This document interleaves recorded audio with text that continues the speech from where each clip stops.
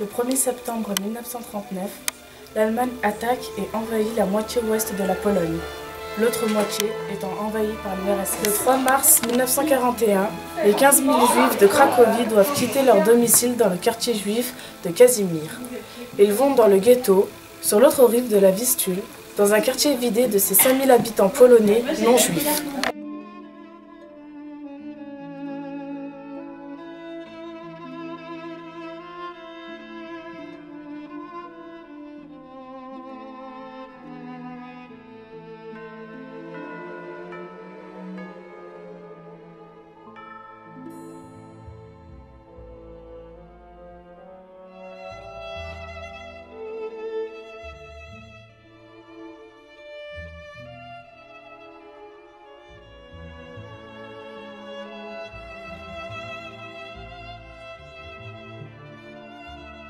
À partir de juin 1942, les Allemands déportent les Juifs du ghetto vers le camp de Belzec où ils sont gazés. En mars 1943, tous les Juifs restants sont déportés vers Belzec et Auschwitz-Birkenau. La grande majorité d'entre eux n'en sont jamais revenus, en particulier les enfants, les vieillards et les malades. Aujourd'hui, dans le ghetto, sur une place, 33 chaises représentent symboliquement les Juifs exterminés, une chaise pour 1000 Juifs.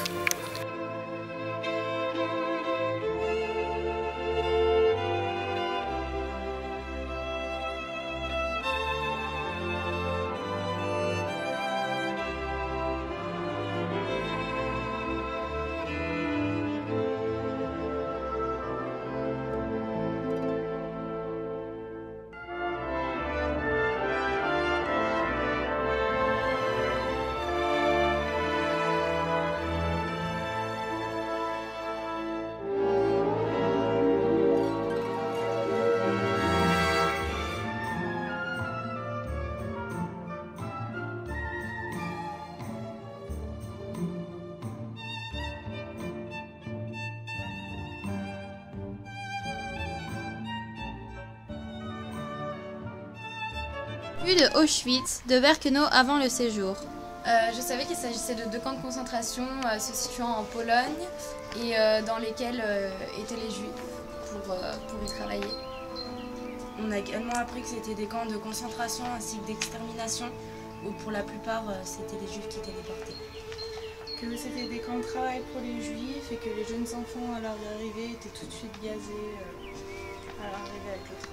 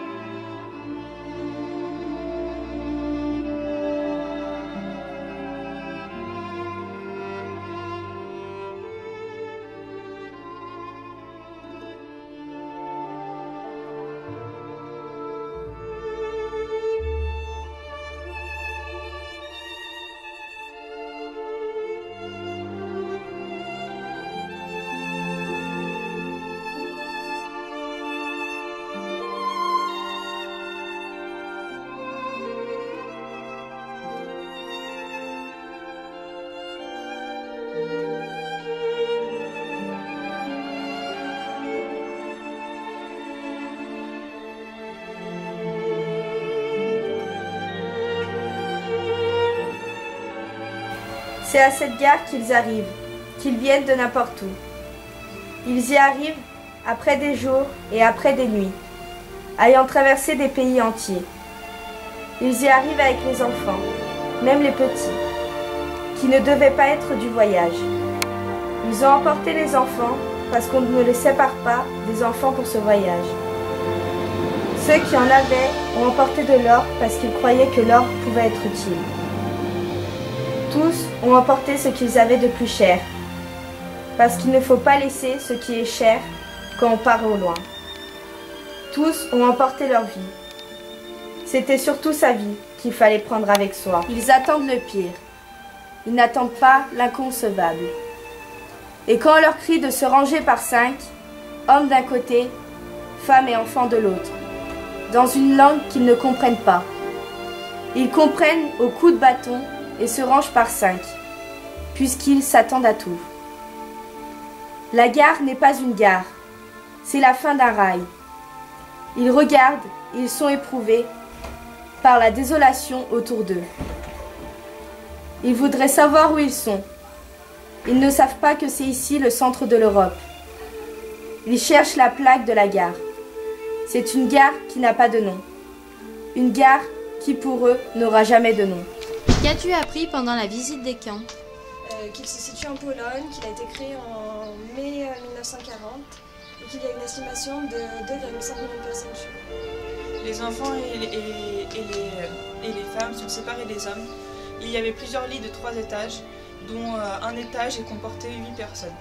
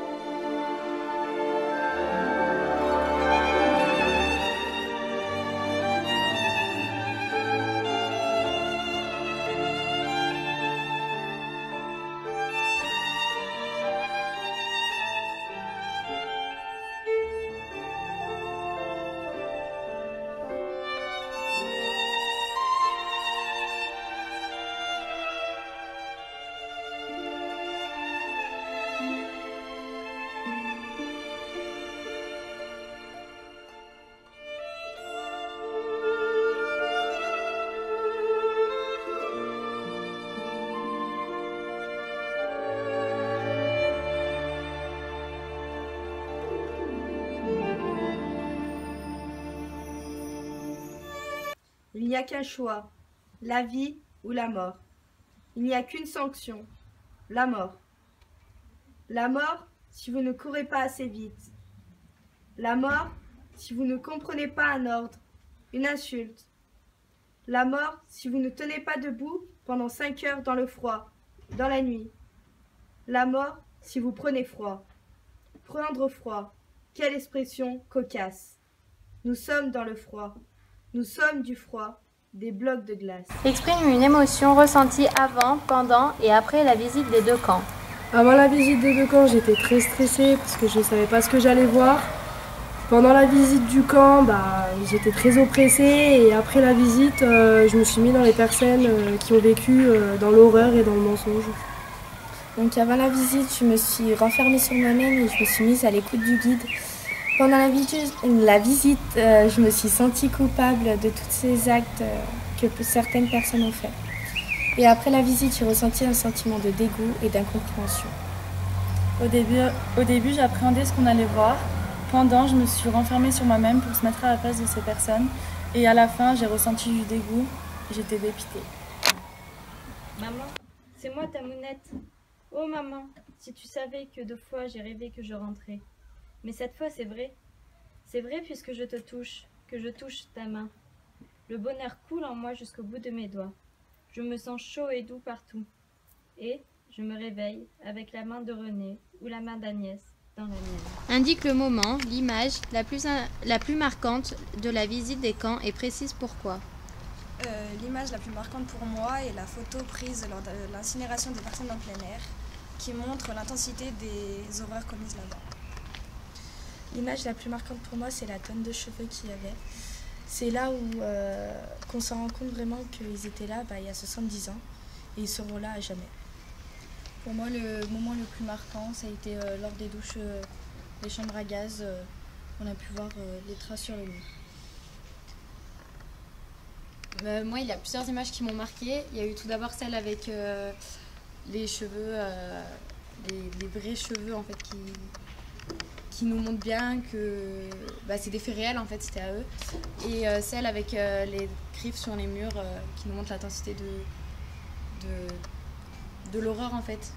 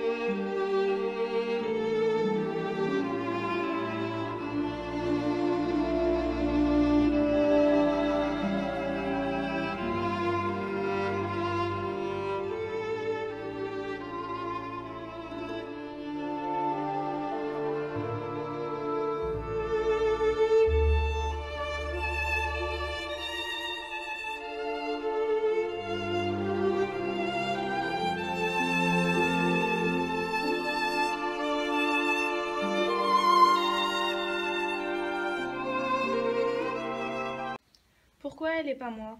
Courage, Bertille. Pourquoi du courage? Tiens bon. Tiens encore 1 heure. Encore 1 minute. Ce n'est pas au jour le jour qu'il faut tenir. C'est à la minute. 1 minute à la fois. Complétez une phrase en commençant par « Je ne peux concevoir que ». Je ne peux concevoir que l'humain ait pu faire ça. Je ne peux concevoir qu'une seule personne ait lancé l'idée de tuer des millions de personnes innocentes. Pourquoi des juifs?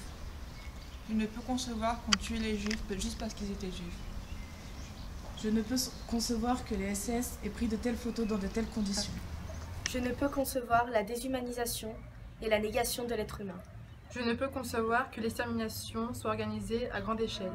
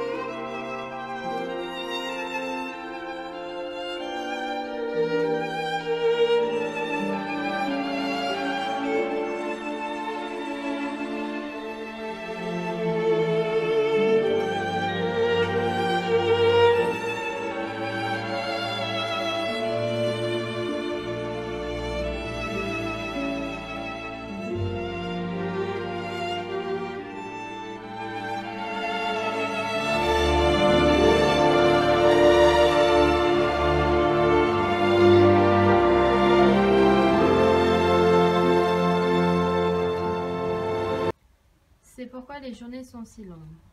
Toutes ces minutes, une à une. Ces minutes, une à la fois.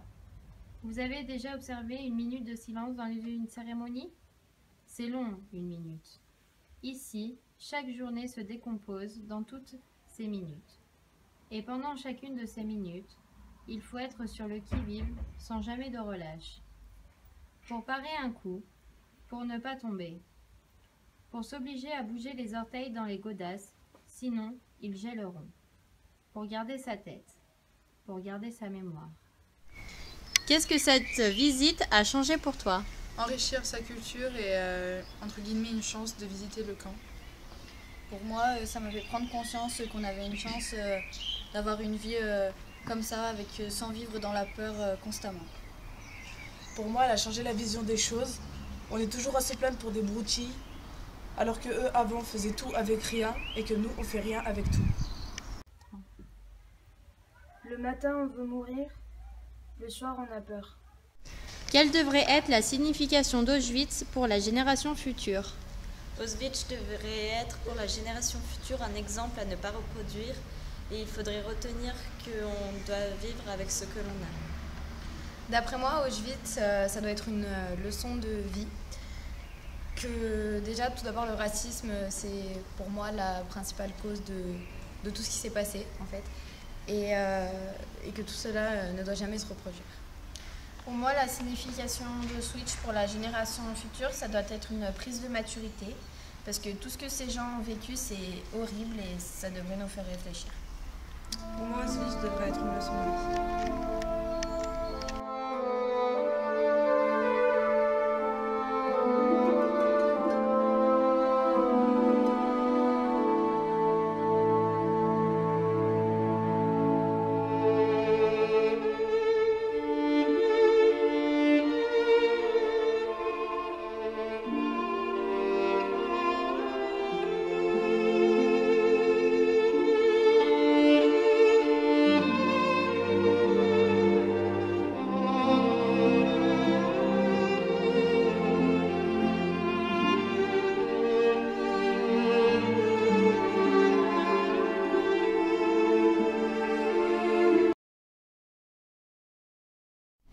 Que signifie pour toi l'expression devoir de mémoire?